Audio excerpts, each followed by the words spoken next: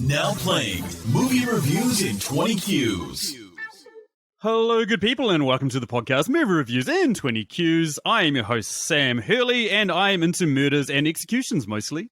As you can tell by the name of this podcast, we are doing American Psycho. And if you're going to record an episode on American Psycho, you've got to get in a couple of Psycho Americans, don't you? The first of which, you know her, you love her, she's been on the show a few times, she likes to dissect girls. Did I tell you she's utterly insane? It's Emily Higgins. Hello. I'm so excited. Really? That's all you got to say? Excited? Again, talking about a good movie is a nice change of pace. Oh, playing your cards early. A good movie. Interesting. Okay, cool. The other person joining us this week who's making his first time on the show, and I mean, look at that subtle off-white colouring, the tasteful thickness of it. Oh my god, it even has a watermark. It's Nick from the Epic Film Guys. How are you, bro? I'm so excited to be here. And you know what? I love you, Sam. I just love you. I'm so happy to be here. I'm a chipper fucker, I guess. I'm glad you can only see my top half, Nick. I'm glad you can only see my top half. Damn it. Get a second camera. Just a straight up skirt. I love you, Sam. And I get to share a microphone with Emily Higgins. Oh my gosh, we've been brought together, and it's exciting in these trying times. Exactly. Fuck you, COVID-19. Look what you've done. You've brought three people together from across the other side of the world. Eat a dick, COVID-19. And that's the last we're going to talk about that shit, because I tried to avoid it as much as I could last podcast, but everyone kept bringing it up. But that's enough of that. Yeah, so 2000's American Psycho, directed by Mary Harron, based on a novel by Bret Easton Ellis, starring Christian Bale as the titular American Psycho. He plays Patrick Bateman. Also, we've got Justin Theroux, Josh Lucas, Bill Sage, Chloe Sevigny, Reese Witherspoon, and Jared Leto and William Dafoe. Came out in 2000, rated 7.6 out of 10 on IMDb, 69 on Rotten Tomatoes, and 64% on Metacritic. God, I'm immature. But we'll start with the female in the group, beautiful Braun. Emily, what do you give this as a score out of 10,000 business cards? That's a lower score than I thought I had. I'm going to give it a 8,200 business cards. Ooh, that's a lot of business cards.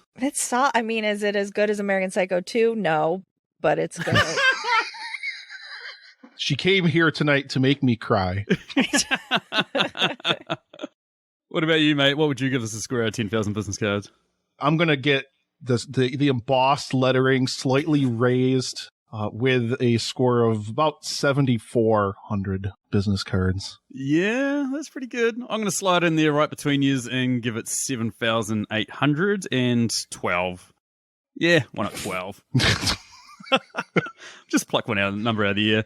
So something we've introduced recently is we obviously give a bit of a plot about this film for people who are listening that don't plan on watching it, rewatching it, whatever. And what we do is we get the person who's watched it the most recently to give the plot of the film. So which one of us has watched it the most recently? I watched it today. There we go. We've got a winner. So Nick, what is the plot of American Psycho? So Christian Bale is the embodiment of the perfect man on the outside. He looks good, extremely good. He's wealthy. He's all buttoned up. He's all together. But beneath his perfect veneer lurks a dangerous psychopath of the stabby chainsaw kind. It's a good voiceover. Yeah, man. I try. Yeah. I want this trailer. Same. Emily Higgins is here. I have to bring my A game. I'm going to cut this trailer of just you talking as he flexes. Oh, yes, please, Emily. I want to see that. God, I need that for my late night material. For your late night material. Oh my god. Yes, if you haven't heard this podcast before, as the name suggests, we review a movie by asking 20 weird and wonderful questions about it. We go through 10 questions that can be applied to any film. We then move into 3 personal questions that we thought of while we were watching this film, and we finish on a question that we throw out there to you, our dear listeners, to answer for us. After we give our answers, then we judge you accordingly, so who's given the best answer this week. The one that we always start on is the compliment sandwich, which is one thing good, one thing bad, and one thing good about this film. Now, Emily, why don't you lead us off? Okay, my first thing good. I love that this is based on a book by the grossest guy. Bret Easton Ellis is such a creep. And I tried to read the book. I think I finished it. And it's just so disgusting. And Mary Harron took that and made this very compelling movie, like this gorgeous movie. And she is such a feminist, and Bret Easton Ellis is so gross. And I feel like that really stuck it to him. So I love that. I think that's great. Any movie that is just screwing someone over. Bad. I think Christian Bale's American accent is suspect in this movie. And there were not just in this movie. Not just in this movie. You're right. I don't feel one way or the other about him.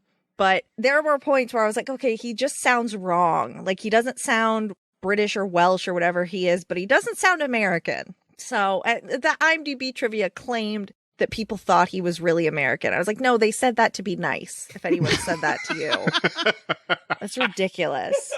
And my one thing good on the end, I mean, the cast, you look at these people that weren't even that big then that blew up, or that just going back and seeing like Willem Dafoe and Reese Witherspoon, and what a weird mix of people. Jared Leto.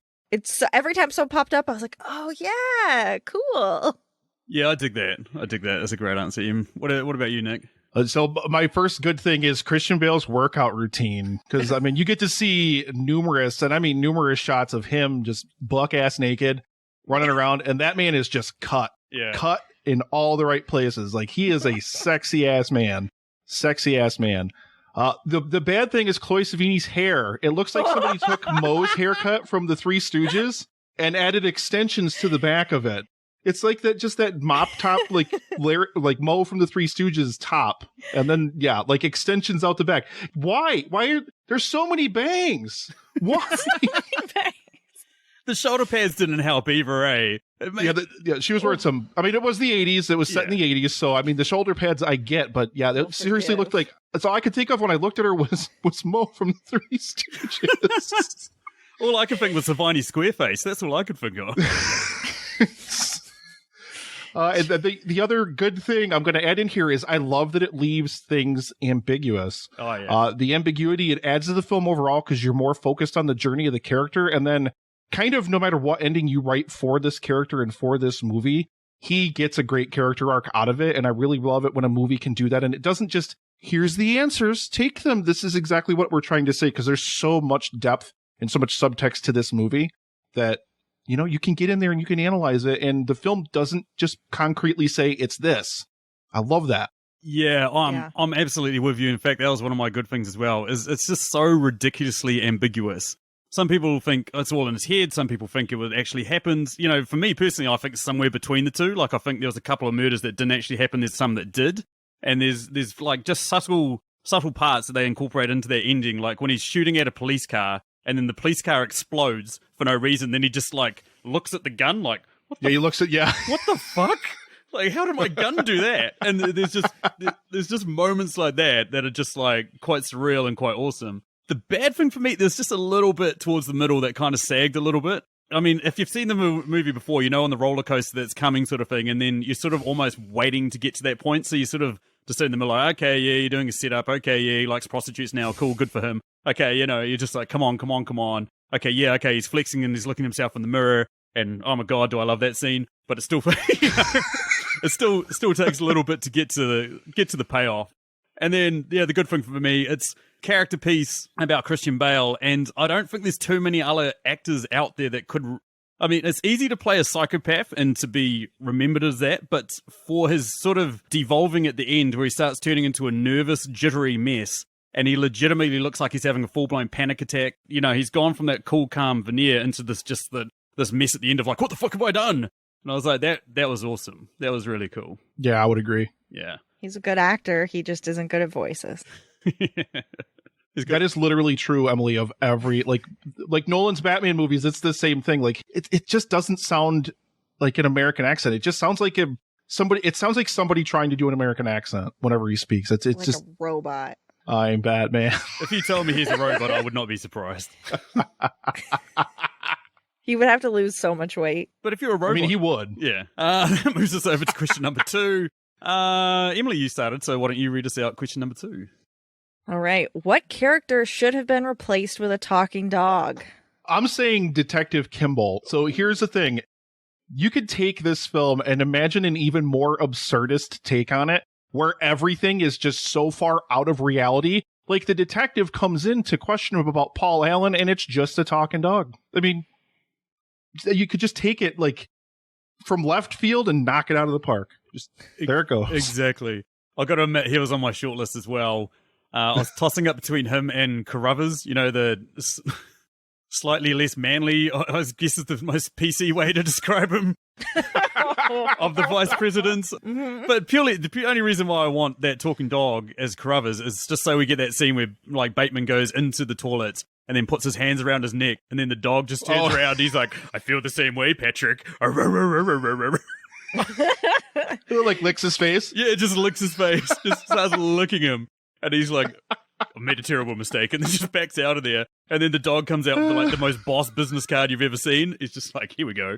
That would be it. Oh my God. That's where I want a talking dog. Is Detective Kimball Willem Dafoe? Yeah. Yes. Oh, yeah, I said Willem Dafoe. Because even though he's hot, I want a dog to show up. But also, what if, how he has that one prostitute and he's like, okay, you got to have sex with me and this other girl. The other girl had been a dog. Would have been bad. Would have been real bad.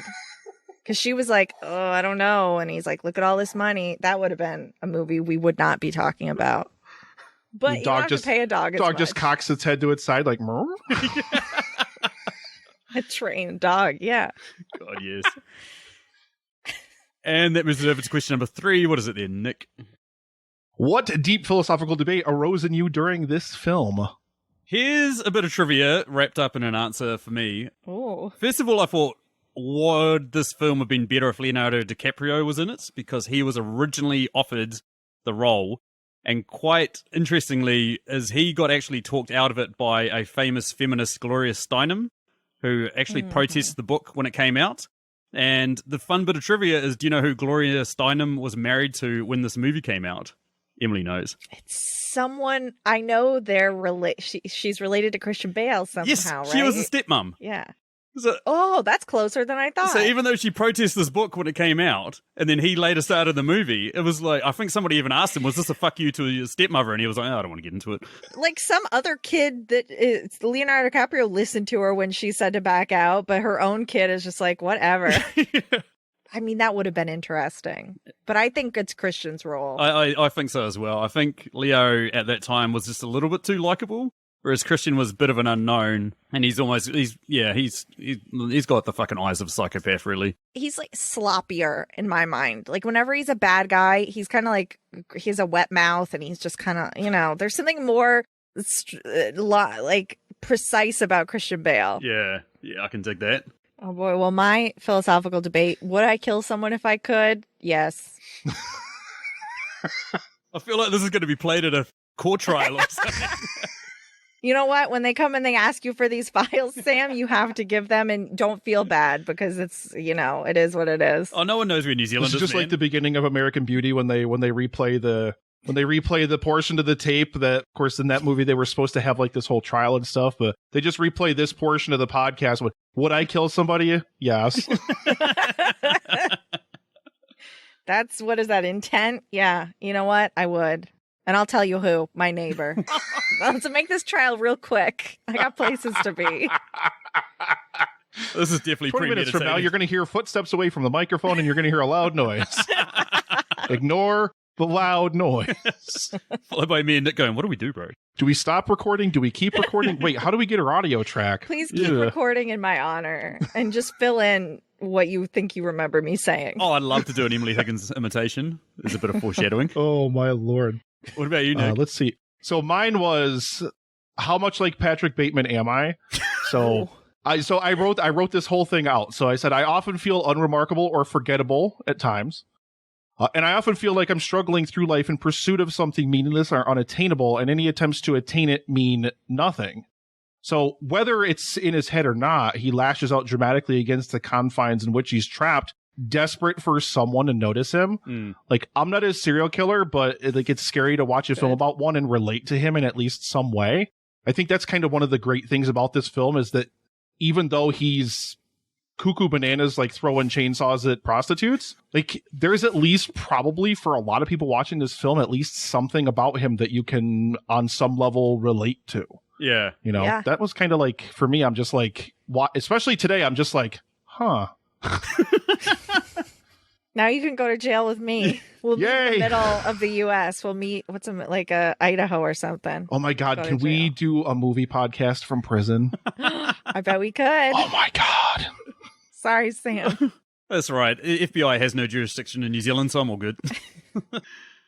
That moves us over to question number 4, which is the first of our Patreon questions. It's questions submitted to us by our wonderful, wonderful Patreons who pay $5 a month. The first of which comes from the amazing man, Dave Baker. Dave also has his own Patreon at patreon.com/yourfavorite, which is awesome and everyone should go check out. And what Dave would like to know is which character from this film would have the best social media presence and on what platform? See, I immediately, when I read this question and I watched the movie, you can immediately take that business card scene around the table and immediately replace it with social media platforms. Paul Allen, and TikTok's like a huge thing. So Paul Allen will be huge on TikTok. And you've got Bateman. Bateman's like big on Instagram and he's arguing with the other people at the table who are gaining influence on Instagram. Like they're getting close to him. They're not quite there or whatever. But then you got Paul Allen coming in and he's got this new platform and he's blowing up and he's the big thing. And it just gets Bateman's goat because he wants to be that top influencer. I mean, you could immediately imagine a modern version of this. That would be that scene 100%. Yeah, totally agree. Yeah. There's 2 I'm torn on because Reese Witherspoon, Evelyn, so good on Instagram. She's holding a baby pig at one point. She wants to hire Annie Leibovitz for their wedding photos. But Christian Bale on gay Twitter, I follow people where they'll like, things pop up on your Twitter that other people liked. 90% of the time it's just like a naked hunk just doing a pose that Christian Bale would crush. He'd have so many and he'd just tweet like shirtless, just like, what you up to like 20,000 people. I like that. That's good. The one I went for was we don't really know what her sort of fate was, but we see him clutching a lock of her hair at one point. I'm going to go for the model that everybody thinks is dumb. Because she is. She's pretty dumb in this movie, and I could imagine someone like her being on Instagram and just posting the most weirdest shit. Licking toilet seats. Yeah, licking toilet seats, God. exactly. Getting notoriety from that. And you all think I'm dumb. Here I am looking at toilet seats. well, if the shoe fits, then fucking well. Yeah. Yeah. Her and Evelyn would definitely be rivals. Yeah, shit, yeah. On Instagram. Shit, yeah. They'd like trash talk, do those little posts that are not about someone, but they are. I love good passive aggressiveness. Yeah. Cool. That moves us over to do. question number 5, which is also a Patreon question. This question comes courtesy of Julio of the Contrarians podcast. Another awesome podcast where they rage against the Rotten Tomatoes machine. So take a beloved film and argue why it's crap, pretty much, and then sort of offer their true thoughts at the end. But yeah, Emily, what's the question there? What's your most controversial opinion about this film? So it's a film about toxic masculinity, or, at least a deconstruction and a criticism of it, amongst other things. Why aren't there any strong female characters in this movie at all? They're either vapid and they're kind of self-obsessed, just like Bateman and just like all the Wall Street guys that are just like him, like Courtney, like Evelyn. They're prostitutes, or they're Jean, who is probably the best female character in the film, but she's just kind of a doormat and she hasn't really found her strength and her agency. I really would have liked like a strong female counterpoint in this film, especially when the screenplay was co-written by a woman and it was directed by a woman.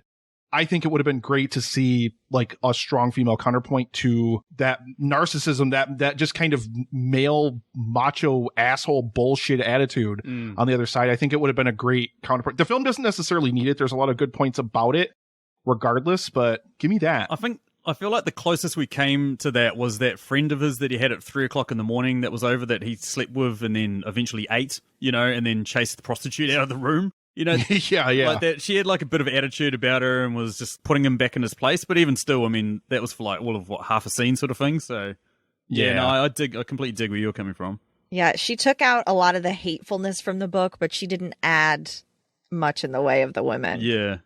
Talking about the book, a lot of people love the book.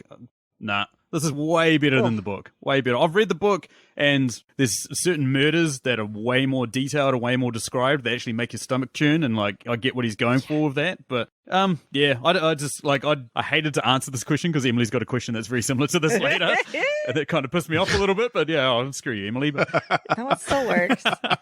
I mean, you read the book and you're like, oh, Bret Easton Ellis has definitely done a murder, allegedly. Yeah. Don't come for me for this. You can put me in jail for the other thing, but not for this.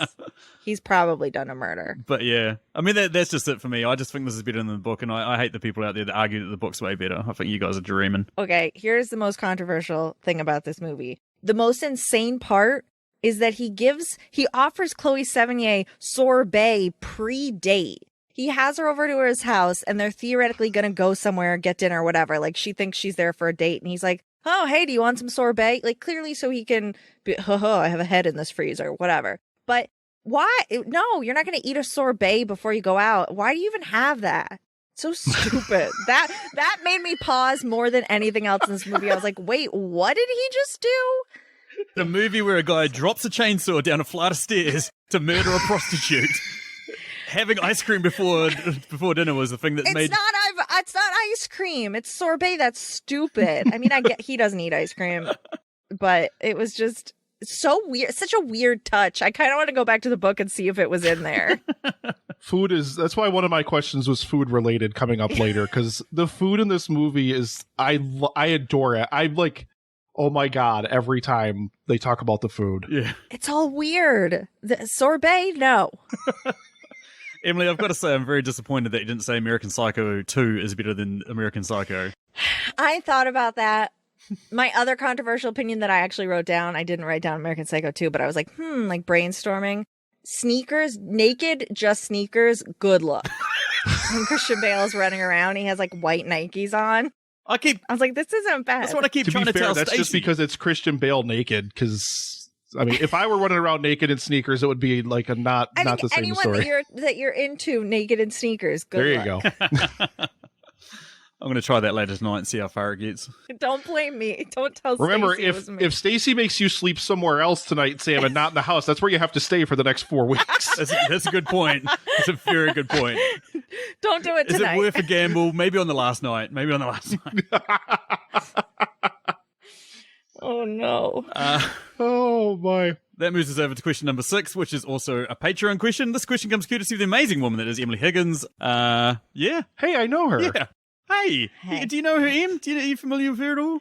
This is the only Patreon that I will not stop. I've stopped some of my others, but this one is forever, and you have to listen to my questions till I die. I'm going red. Oh, Emily. Yeah, I mean, we'll let Emily do a bit of a plug of her show at the end, but what is the question there, Nick? Which side character would make for the best spin-off movie? This was tough because most of them have this sort of full arcs, and I'm trying to work out exactly where another one could go from this.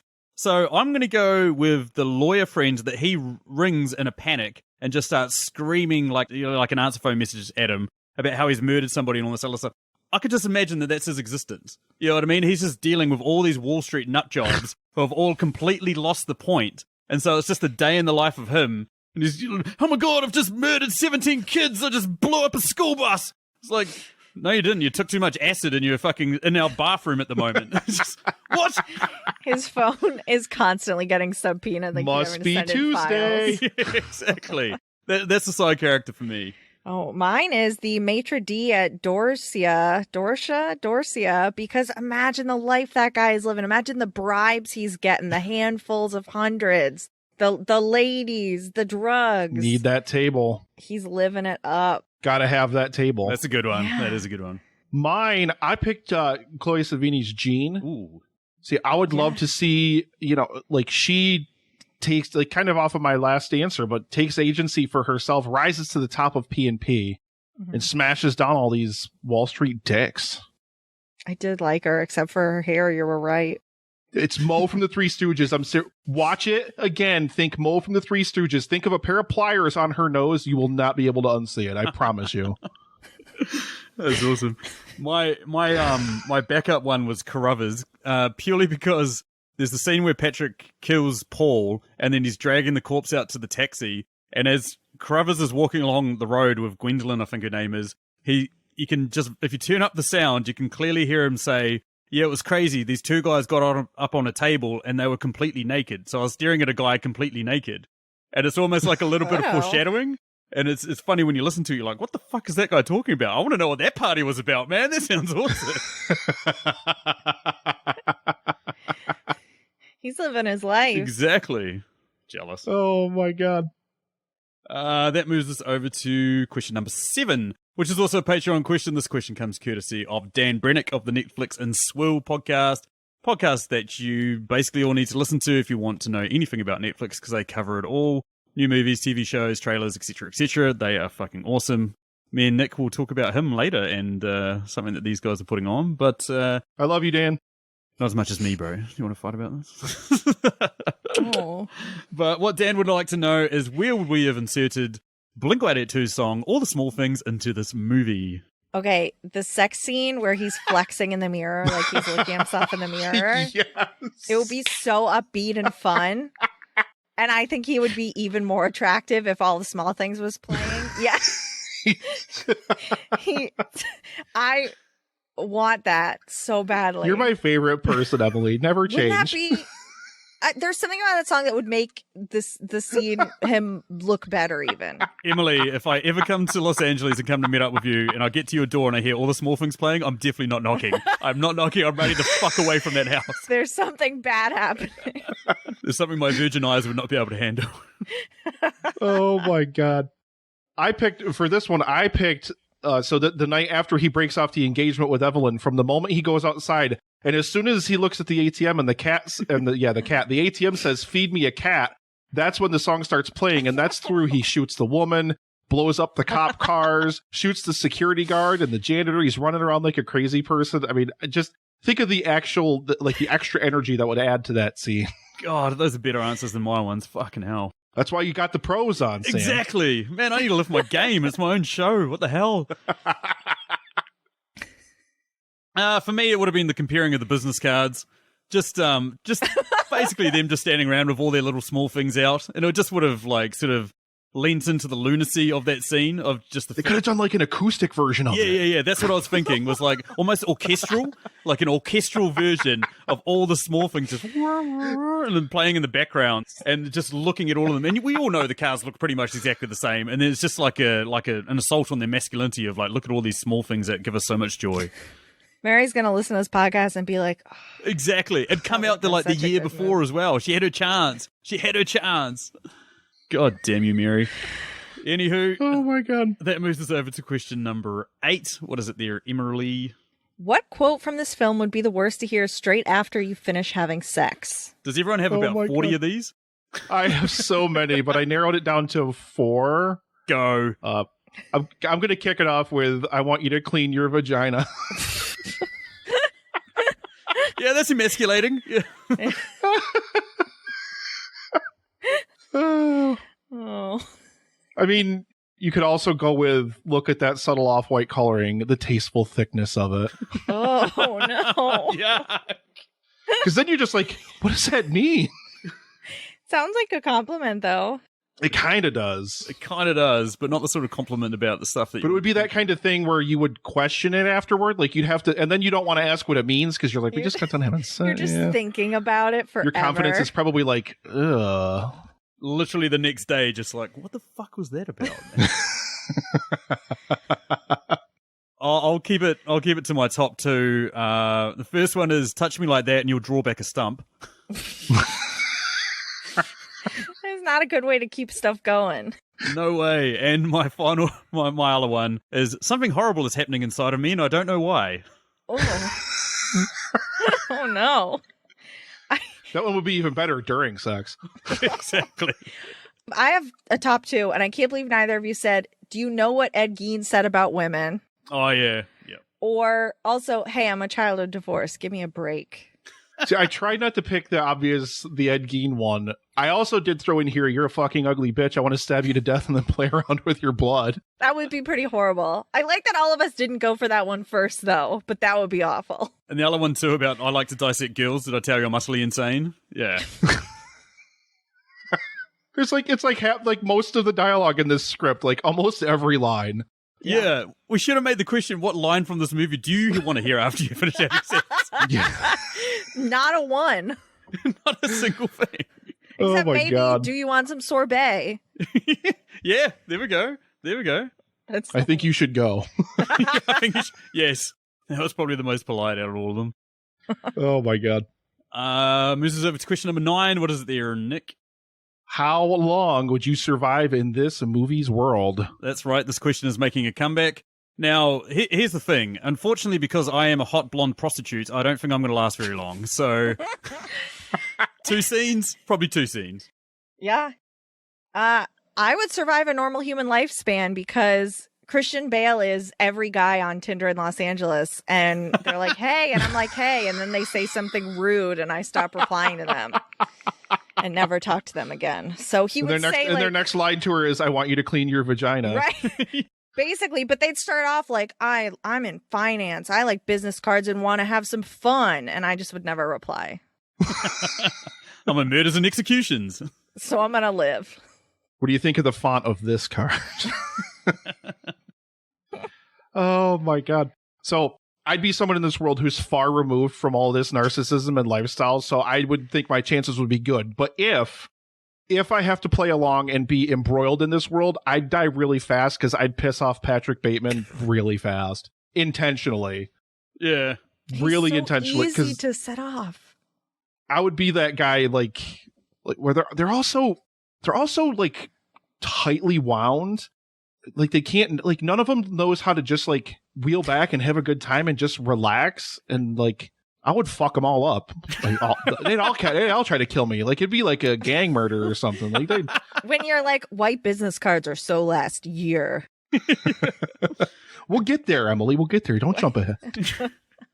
Yeah, I'm sort of the same, man. I just like I'm so far removed from that corporate world as well. I'm like trying to think who I would be if I was in this film. And I probably would just be like the night manager at a hotel who's just sitting there chilling out and just, oh, g'day, Mr. Smith, or whatever they say, and then just boom, 2 to the fucking chest, and away I go. Yeah, I don't fancy my chances. Oh my Basically God. what I'm saying. And our final question is Stacey's favorite question. She actually asked me to put this in here for you two guys because she loves this question so much. And I can hear her yelling, no, I don't, from down the stairs. Good on you, Stace. Anyway, what she would like to know is how would you guys have incorporated the wonderful man that is Nicolas Cage into this film? He has to be Paul Allen. Yeah? Just because I want to hear him scream at a waiter about pork loin with lime jello. Oh, fuck yes. Done. Period at the end of sentence. That would be pretty great. I mean, I just want him to be that other girl that's not the prostitute, that's his friend, that's like, I love going to Dalton or whatever. Remember, they know each other. I didn't catch her name even in a Google. Imagine him as like the hot, unbothered one that's just like, okay, Christian, fine. We'll all have this weird threesome, whatever you want. Okay. Where do you summer? Yeah. Yeah. Oh my God. He's just too cool for school. But he's there. What else is he going to do? Oh, I love you, Nicolas Cage. For me, this is set in the late 80s, and it follows around a narcissistic wanker who basically goes through a mental breakdown. And that's the exact same plot as the film Vampire's Kiss, starring Nicolas Cage, who plays a narcissistic wanker in the 80s having a mental breakdown in New York. And so I would have liked a crossover. I would have liked basically the scene where Nicolas Cage is running down the street in Vampire's Kiss screaming, I'm a vampire! I'm a vampire! I'm a vampire! And he just comes across Patrick Bateman, and they both just look at each other, and there's just a knowing look, bit of like a thumbs up, and then they continue walking the other direction. It'd be that end of the movie part when like right in the middle of Bateman's killing spree, like after he blows up the cops, it'd be like right after that part. Yes, so right he's like then. frantic and everything. Frantically Did running you read down the trivia street. that he actually took inspiration from Vampire's Kiss? Like that's some of where he drew inspiration for his performance in this movie. Oh, I read that earlier today. Oh, yes, I've come. Yes, that's great. I was like, that makes so much sense, and it's perfect. Excellent, excellent. And that moves us over to our personal questions. First up this week is Nick. So it's 3 questions that he can answer himself if he wants, but doesn't have to. What do you got there, Nick? So my first question was, what exotic and pretentious dish mentioned in this film would you order? So I can read them all off if you guys want. Go for it. Go for it. You have your choice between squid ravioli in a lemongrass broth with goat cheese profiteroles, arugula Caesar salad, swordfish meatloaf with onion marmalade, rare roasted partridge breast in raspberry coulis with sorrel timbale, grilled free-range rabbit with herb french fries, peanut butter soup, oh my god, with smoked duck and mashed squash, red snapper with violets and pine nuts, sea urchin ceviche, cilantro crawfish gumbo, pork loin with lime jello, and mud soup and charcoal arugula. Do rich people not eat chicken? You get a partridge? That's close-ish, No, that's right? a cute baby bird. These are fucking weird, eh? They're all weird. I had to, even though I'm trying to not eat squids because they're very smart, I mean, that ravioli, that's all I could do. It's my only option. And it comes with goat cheese. I love that. I'll pretend there's some dumb animal in there. Oh my god. Holy shit. I've got a peanut butter addiction, so why not peanut butter soup with smoked duck and mashed squash? Ugh. Hot peanut butter water. I mean, that can't be what it is, but it's not right. No, it is what it is, Emily. It Really? fucking is what it is. Oh, no, I don't know, but it's definitely got to be what it is. That's what, like, some of these things in here, and I love to cook, so that was why this was the first question I picked. It was like, some of these things you could make work. You could. Yeah. Like my answer, I picked pork loin with lime jello because I've made pork loin with dozens of different flavors, including citrus. Mhm. Like I've made like sweet type glazes and stuff for pork loins. Like you could totally, with a couple of adjustments, you could make that work easy. No problem. But some things like peanut butter soup with smoked duck, I can't conceptualize, like Emily said, hot peanut butter water. Like I can't conceptualize peanut butter soup. No. What that would necessarily be. Like, do you just dump a jar of Jif into a pot and warm it up? Or if you're like a really high-end restaurant, do you get your own peanuts and like press them into soup yourself? And then you serve like the crushed nuts as a garnish on the rim of the bowl? Why couldn't they just have the duck? Like, they had to take it another step. Like, there was another one on there where it was fish or whatever, fine. And they're like, let's put some raspberry on it. I don't want to go to Georgia. I go to McDonald's. A Big Mac with a raspberry coulis? That sounds better.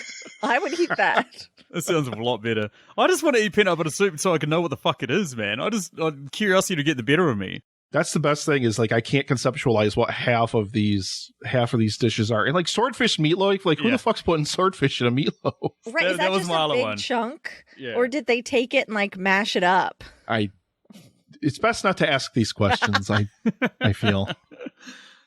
Cool, what do you got there next, Nick? So my next question is, if Patrick Bateman were a cinephile instead of a music lover, what film would he deconstruct before killing his victim?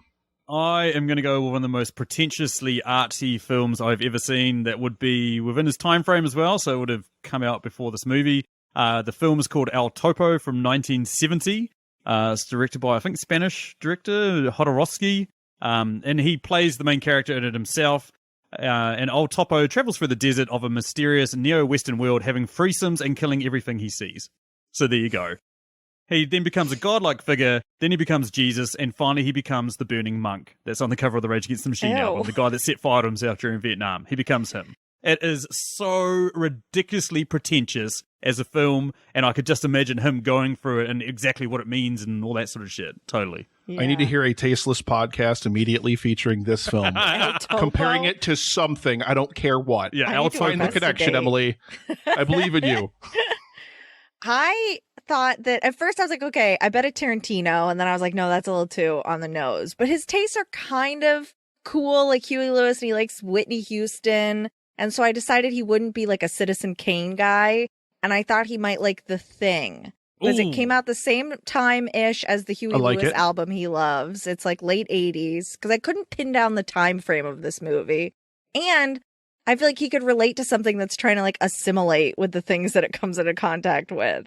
Oh, shit. That's a good answer. Well done. Yeah. I love it. And you know what? Speaking of John Carpenter, I actually said the original Halloween. And he would talk about its minimalist approach and how effectively Myers stalks and kills all of his victims, how he moves of singular thought and purpose. Ooh. Yeah. I liked that. See, Carpenter. See, great Okay. minds. Yeah. We have the same mind as Christian Bale in American Psycho. Oh, what have we wrought? Oh, and my final question. So Charles Bronson is the patron saint of the Epic Film Guys podcast. We absolutely adore everything and anything Charles Bronson on the show. So my final question had to be, how would you incorporate Charles Bronson into this film? I want him to be a grizzled partner that pairs up with William Dafoe. That's what I imagined. I imagined just the two of them in the office. And Mine is so close to that, it's scary. yeah. Yeah, because I just imagine William Dafoe asking all the questions, you know, sort of like tentative like he does, and just Bronson just straight up in the corner just glaring at him the whole time. Like really putting him at unease. And he's just like, Bronson's just got his hand on a gun or something. No reason. He's just got a hand on his gun, crossing over the door frame, just basically just like, yeah. I had to Google to make sure I knew who this was. I knew it! I was going to send a text around. I mean, a message around to you, like, Emily's like Google history right now. What is Charles Bronson? Why is Charles Bronson? Who is Charles Bronson? I knew the name, and I knew he was one of, like, 3 guys. I knew him from your podcast, and I knew him from, like, the words. And then I was like, oh, that mustache man. Now, here's what I think he should do. He should have been the lawyer that gets a confession. Because that dude's not going to care at all. Like, the lawyer was kind of frazzled. Like, all right, man, what's his face? You got what message? Charles Bronson is just going to be like, okay, great, bye. By the end. By the end. That's how American Psycho could end. All right, so like I said, Sam, it's scary how close yours is to mine. So I wrote this almost as if you're like reading a Netflix movie description. So I said, Bronson is Detective Kimball, who's a bounty hunter hunting for the missing Paul Allen. When his path crosses with Patrick Bateman, thus begins a cat and mouse game through the decadent apartments and restaurants of Wall Street. When Bateman's answers just don't add up, Bronson stops asking questions with his mouth and starts asking them with his revolver. Oh, I thought it was going to get sexy. You need to be a voiceover guy, Nick. This is amazing. It could, if he was, you know, the other vice president guy. No, if he says he stops asking questions with his mouth and starts asking questions with his heart. Go write that fan fiction. That takes it down a road I had not intended. That's the whole time you were talking. I was like, that's where it's going. I'm here for it. They're in love. Love it so much. Oh, fuck yes. I want to see that. Oh, my God. I don't even know how to fucking follow that. My brain's going all over the place. That's right. Take it forward from that. Moves me over to question number 14, which is my personal questions. So, hypothetical here, guys. Would you rather have Patrick Bateman take your mama out for dinner or babysit your kids? This was easy for me. I said he could take my mother out to dinner, and then I said, just let's see him survive a night out with Deb. He would never, ever, ever, ever make it. Ever. Ever.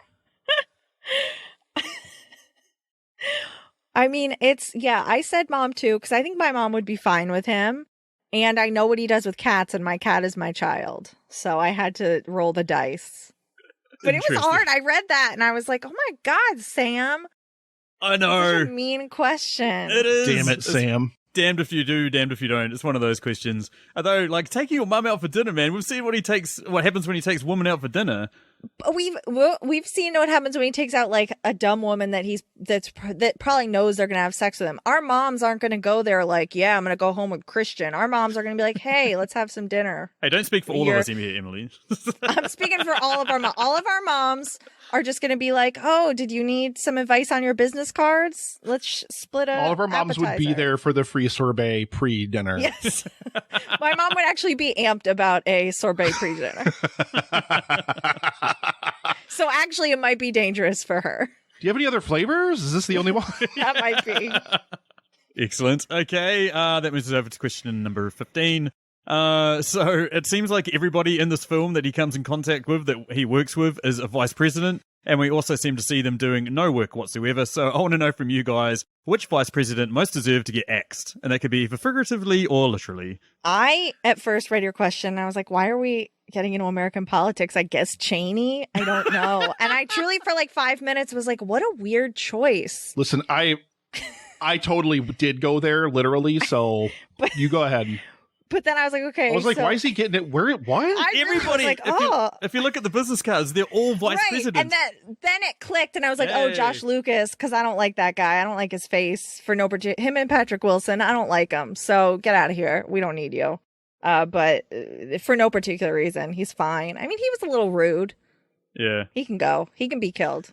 He was a little rude. He's out. That's it? Yeah. Okay, cool. See, I'm sticking with my extremely literal answer because I didn't telegraph that as vice president in the film at all. So I was like, I just say I want to talk about American politics. But then I just said, fuck Andrew Johnson, the guy that was the president after Lincoln was assassinated. Fuck that guy. Opposed the 14th Amendment. Fucked up Reconstruction. Get rid of him. Get rid of him. Also valid. I would co-sign that as well. See? Yeah. Monumental failure on my behalf. It's fucking awesome. I was just like, and then like it literally, I think it was like I was reading through my questions before we started recording, like after, and then it kind of, I was reading back through them. I'm like, oh, did he mean vice president in the film? Yeah. Everyone has that, right? And then I was like, oh yeah. Well played. Well played, Hurley. Well played. The correct answer was Patrick Bateman, who we see do no work whatsoever in the entirety of the film. You're right. He's the worst one. He just sits in his office, just complaining and moaning and doing fuck all, yeah. And drawing in his little notepad, just like... Yeah, he didn't have any plans in that. He didn't have anything in his planner besides mean drawings. Exactly. That's it. Going out for dinner with people and mean drawings. That's exactly all he had. Hey, he sat on his couch a couple of times and drank alcohol and wore sunglasses inside. It's true. He does look good in sunglasses. Told Jean she could look better. That was about it. She could. He should have said something about her hair. And then finally, towards the end of the film, we have a scene where Patrick Bateman picks up a stray cat, and then he looks down the ATM, and the ATM says, "Feed me a stray cat." And so he pushes the cat to the ATM and holds a gun to its head when he's rudely interrupted by a little old lady who stops the murder, disappointingly. So I want to know from you guys, and I've thrown this in there just to piss off Emily, given how much she loves cats, but if an ATM asked you guys to feed it a stray cat, what would you do? You asked 2 questions about what I would do with my baby. Yes. I I would break cry. I would cry. I would say I would off myself, but I can't, because then what if someone else tries to shove her in the ATM? I would die saving her from the ATM is what I would do. Emily, plug your ears. I said it depends entirely on whether or not the ATM already gave me my withdrawal. Like, if it's not going to give me money until I feed it Tasty Cat, like... Are we talking like a 20, or you're getting out 100 plus? How much is I mean, a cat I'm putting worth? myself in his shoes at that point, and he's withdrawing like thousands of dollars, probably. No, I just needed $10, like just for the cover charge at the bar. Is a cat worth $10? It is stray. Depends what band is playing at the bar that night. See, Emily, you've totally I missed can't get in on my looks alone, Sam. Okay. Oh, amen, brother. But Emily, you've totally missed the point here, man. This ATM's being smart to you. It's telling you to feed a stray cat. You've got a gun in your hand. You fuck up that ATM, Emily. You shoot that ATM in the face. Oh, yeah. I mean, Can I see a recreation of this scene right now? I somehow imagined that I would die fighting for my cat from the ATM, as though I was going to be wrapped around my cat and the ATM was going to be coming after, trying to eat her. And I'm just like, no, take me first. Getting sucked into that little slot. I think you're rewriting I want a this. scene like a recreation of the scene in Terminator 2 where he just pulls up the minigun and like takes it out and mows down all the cop cars. I want that scene, but I want Emily like approaching the ATM and just unloading the entire minigun into it for daring to threaten her child. And it definitely want to was see that. my hallucination, and no one else knows why this is happening. That I am shooting it, but it didn't do anything. Eat this, ATM. Everything needs You have a little cat stat face. flick up her eyes. 0.0 cat's harmed. Walks away. Drops the gun. Thud. That would, if I could do more murders than the one murder I wanted to do, that would be what I would do. That'd be amazing. Cool, Emily. What about you? What are your questions? All right. My first question, what would your business card look like? And I know this is an audio medium. Yeah. Just do your best, please. Okay, so I want you guys to imagine an entirely black card, and then that's it. Because I don't want any of these motherfuckers knowing anything about me. I don't want them knowing my name. I don't want them knowing my phone number. I don't want no address where I work. I don't want any of that shit. I want it to be blacker than black, just like the Spinal Tap album. I just want it to be as black can get. I bet they know that you're a vice president, though. Oh, yes. I've got to have vice president in Boston there in gold. See, so I chose two. So I said one, there's one of the restaurants they go to in this movie has metal sheets for menus with punched out lettering. Ooh. I said either that or I want a business card, like a normal standard business card. And apologies to your New Zealand audience for the English measurements, but 3.5 inches by 2 inches. I would make it just slightly larger, like 3.6 by like 2.1, just to slide it across the table and be like, I got it a little bit bigger. The weight of it, like feel the weight of the paper stock in your hand. That extra like 1/10 of an inch on there. Like, yeah. For those listening, an inch is about 17,942,546 millicenters. So there you go. I saw like a business card, I'm sure BuzzFeed article, like coolest business cards, and it was metal, and it was like a little lock picking set, and you break out the little pieces for some lock pick thing. I was like, that's a bad idea, but I love it. Fair enough. Okay, my next question. What's the modern excuse equivalent of I've got to return some videotapes? For me, it's I got to go edit my podcast. Ooh, that's good. Plain and simple. That's good. Because it's the only thing I could say that anybody'd fucking believe. I've got to date bullshit. Aw. I was trying to think of it, and I was trying to think of one that applies to a lot of people, and I reckon it's just I've got to go find a charger for my phone. Oh. People running out of phone battery left, right, and center, and everyone knows me. I walk around with it glued to my face. So, I mean, yeah, they could believe that. I reckon they could believe it. I like that. Okay, question number 19. What's a movie adaptation you think is better than the book? Besides this one, Sam. I'm going to go from least controversial to most controversial. Least controversial, Fight Club. The book sucks. The book is meh. Next kind of controversial? No, there's not a lot of fans of this, actually. I'm going to go with Blade Runner. It's based on a short story that isn't really that good. And then final one, and I know there's a lot of people out there that are going to hate me. And you know what? Come at me, bros. I'm going for Lord of the Rings. I think the books suck. Yes. Boom. And the Hobbit book is incredible, and those movies were terrible. Exactly. They completely reversed their fortunes. Thank you, Emily. I chose this with exactly you in mind, Emily. Oh, no. And how much I absolutely love you, but I picked Rob Reiner's Stand By Me, which is an adaptation of Stephen King's novella, The Body. Because I still remember her episode when she watched it and she hated it so much. And I'm just like, but that was my childhood. I should read the novella and see if I like it better.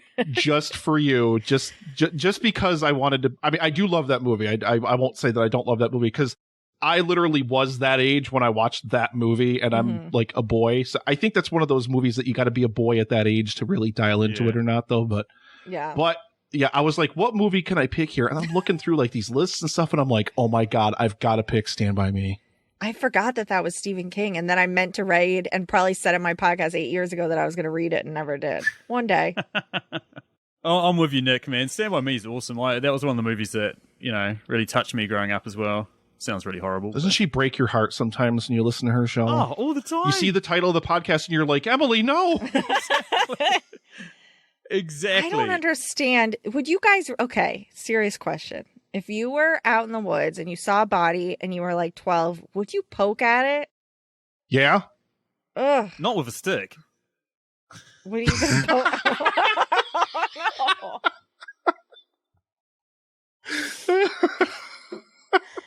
Oh, no. You shouldn't ask these types of questions, Emily. I love you, Sam. I love you so much. Oh my god. And following that moves us down to our final question. Now, I came up with this as the listener question because when me and Emily Higgins and the wonderful Ginger Princess Stacey did Silence of the Lambs, Emily made some bold claims. Her controversial opinion is that Buffalo Bill is really hot. Yeah, I stand by that. Do you want to fuck me? I want to fuck me. He would look good in just sneakers. Oh, God. But anyway, I'm going to throw it out there. Anywho, who do you guys reckon is the sexiest psychopath in film history? Sam, we could say ours at the same time, can't we? Okay. On 3, we're going to say what we think it is. Okay. Yeah. And it's one that someone online said, and I got mad at them. Oh, yeah. But I didn't tell them that. Yeah. Okay. 1, 2, 3. Catherine Trammell. Yay. There we go. Yes. God damn you, Paul from the Countdown Podcast. Paul, number 1. Honorable mentions, Ali Larter in Obsessed, and Mila Kunis in American Psycho 2, where she's Christian Bale, but not really. What else have you got, Nick? I went down a weird road when I was thinking about this question, and then I picked Bellatrix Lestrange from Harry Potter. Oh, that's a good one. She's fucking insane. Yeah. Her Helena Bonham Carter in all movies. Yes. I mean, the hair alone is just like, damn, girl. Better hair than Chloe Sevigny in this movie by a long shot. That's true. Not kidding. Mo from the Three Stooges. I'm Googling that later. No one will watch this movie the same ever again. No. I like a couple of sort of like honorable mentions. Kate Blanchett in Thor Ragnarok looked exactly like my dream woman when I was a teenager. Oh, I'm there with good. it. Yeah, that dark hair and blue eyes is something else. On the male front, nothing is sexier to me than murdering a bunch of younglings, so I would have gone with Hayden Christensen in Revenge of the Sith. Oh. Moving over to our listeners to hear what you guys gave. Sorry, Facebook, we typically only give you guys a couple of hours to answer, and we've got 2 answers on there. The first of which is from Nick McAllister, who said George Lutz from Amityville Horror because of Ryan Reynolds. Ooh. Topher from the We Watch the Thing podcast, an awesome podcast everyone should go check out, said Dr. Schneider in The Last Crusade, almost as hot as Indy. Almost, Toph. No. So close. She is pretty hot, but wow. Moves us over to Twitter, and we'll run through as many of these as we can. First up, Emily, a girl that you were slightly obsessed with, Liz, that was on our show recently. Oh, does she agree with what does she have to say for herself? Look at that apprehension. That came out aggressive. I didn't mean it. She said Timothy Oliphant in Die Hard 4. He is very good looking. Next up is Abigail. She's a new Patreon. Thanks, Abigail. You rock. In fact, she's my favorite Patreon. Sorry, Emily. And she went with Noah from The Notebook. Thanks for that, Abigail. Gillian Ashton said the Winter Soldier from Captain America Winter Soldier. Stacey Hurley, don't know who she is. She said Kylo Ren from the most recent Star Wars films. I'm pretty sure I replied to her and said, yeah, I'd do him. Yeah. Would you do a guy dressed up as him? Because that's most of my nights. Tara Mahalik, she went with Megan Fox from Jennifer's Body. Yes. Yeah. Tara also mentioned Kurt Russell in Tombstone. That's a pretty good answer. Emily Higgins said, if someone takes mine, I'll be mad. Okay, Emily. Steve from Everything I Learnt from Movies podcast went with Michelle Pfeiffer as Catwoman. Great answer. Countdown podcast, well, we've already mentioned you, Paul. We're both angry at you. It's Catherine Trammell. Of course it's Catherine Trammell. What an asshole. Yeah, what a dude. For agreeing. You couldn't go with anyone else, Paul. Couldn't say Wayne out of the movie Reap. Come on, man. I mean, that's got to be close second. Oh, my God. Anisha said Ezra Miller from We Need to Talk About Kevin. LJ Human went with Go-Go out of Kill Bill. That's awesome. Pretty good pick. Gidget Von LaRue said the sexiest psychopath has to be Brad Pitt in California. The movie Solid. Movie Journey podcast went with Denise Richards out of Wild Things. I can see where you're coming from. I'm surprised you didn't pick it. That. Yeah. Well, I feel like Nev Campbell was crazier than her, but she's a good pick. Yeah. The real sexiest psychopath is actually Dean from the Movie Journey podcast.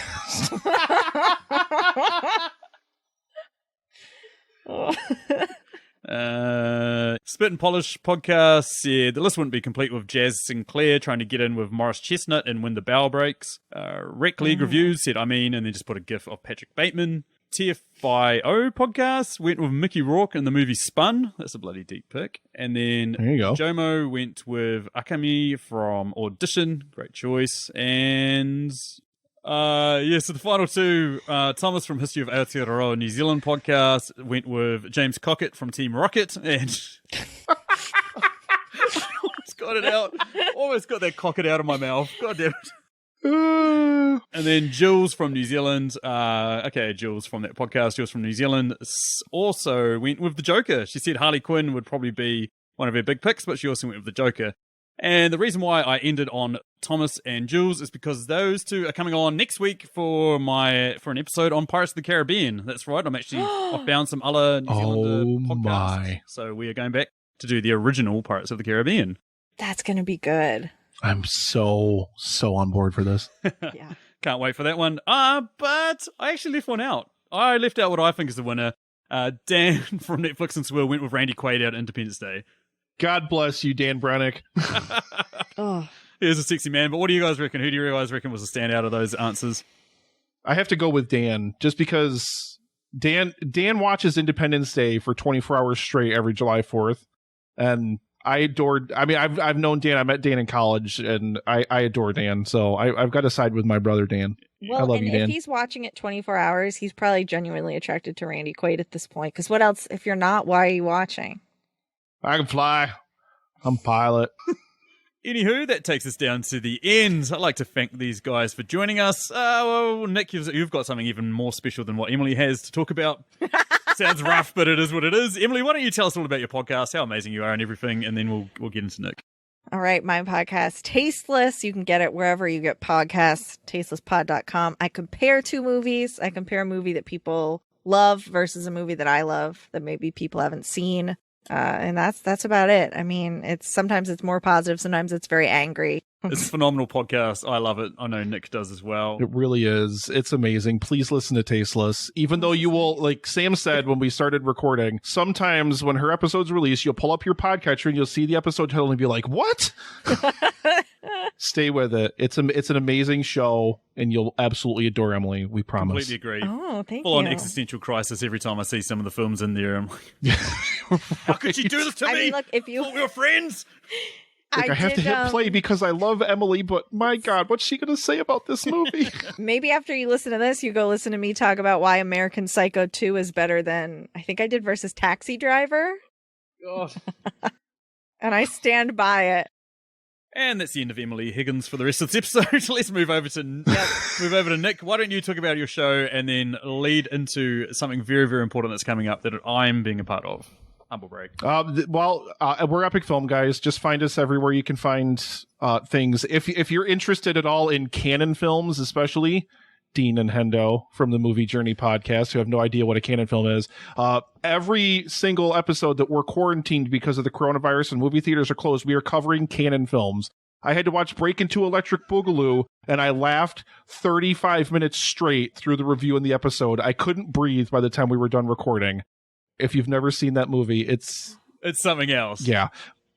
But coming up this May, at the end of May 27th through the 31st, the 4th annual live stream for The Cure is coming up. Sam is coming back. We raise money every single year for the Cancer Research Institute. It's an absolutely amazing time. We get podcasters from around the world, even down in New Zealand, to come on board and help raise money for a really, really good cause. It's going to be great. Dan from Netflix and Swill will be on premises again this year. He is instrumental to it. I absolutely love him. And it's going to be a really, really, really, really, really fun, amazing time. And I will die by the time it's over. But hey, come out anyway and support a really, really great cause. And everything else is canceled nowadays anyways. So what else do you have to do? You got no excuses. Exactly. So yeah, please come out and support the event. You can learn more about the event at livestreamforthecure.com. Check out all the information for it. And the end. It's a wonderful event. And Sam will be there. Sam will be there. You guys love Sam, right? You're listening to this. Somebody must. I'm pretty sure I'm their listeners' least favorite person. Every time I put out an episode, I always get the same thing of like, oh, it's not a Stacey episode. Oh, Machu's not on this one. Fuck this. Emily even says that. Emily's the first one to go, oh, Stacey episodes are my favorites. It's like, fuck you, Emily. Because it's something that I'm not given all the time. That's true. There's only so much Stacey you can handle, believe me. You need to disappear from a couple episodes. Be scarce. Play hard to get. It's true. You got to go away to come back. That's a good point.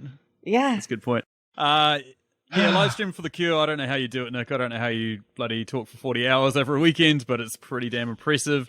As a sneak preview for what we are doing, we might have Stacey. Depending on the quarantine, we might have one or two of our other regulars, but Last year we went on there, me, Nick, and Stacey basically palled around and asked 10 questions about films that can, be applied to any film. So, what film would beat you up and take your lunch money? What film best describes your sex life? Stuff like that. So those are the sort of questions that I'll be on there asking. But this time around, we want to make it more interactive. We want to make it way more interactive. So I'm probably going to rustle up about 20 questions. We're going to see how many we can get through. Anyone that's listening can give their answer. And basically, we're just going to pick who gave the best answer. And then at the end of it, if someone is like a clear winner and has given us heaps of really good answers, I'm going to donate some money in your name. And I'm not going to tell people how much money that is, but it's a fairly substantial amount of money that I'm putting together. So yeah, very much looking forward to that. And yeah, if you like us and want to get in contact with us, you can contact us on email at mritqs@gmail.com. You can find us at Twitter at Movie Reviews In, and we're just on Facebook at Movie Reviews in 20 Qs. If you want to become a patron of the show, you can find us at patreon.com/MRITQS. We've had a couple of people join up recently. Abigail and Amy, very happy to have you guys on board. And on there, we're going to start posting at least one episode a month of just movie reviews in 10 Qs, where me and Stacey take some time out from the baby while she has a nap and put up an episode. But yeah, anyway, that's thanks from me. Thank you.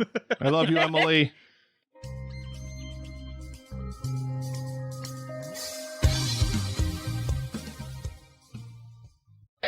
Does anyone know what the guy's name is in Pokemon and Team Rocket? Cocket from Rocket. Oh yeah, look, it's Cocket, and what's her name? I want that to be his name now. Please don't look it up and ruin that for me. Jesse and James. Jesse and James, there we go. Does that sound like... Is it James Cocket? James Cocket. Please let it be James Cocket from Team Rocket.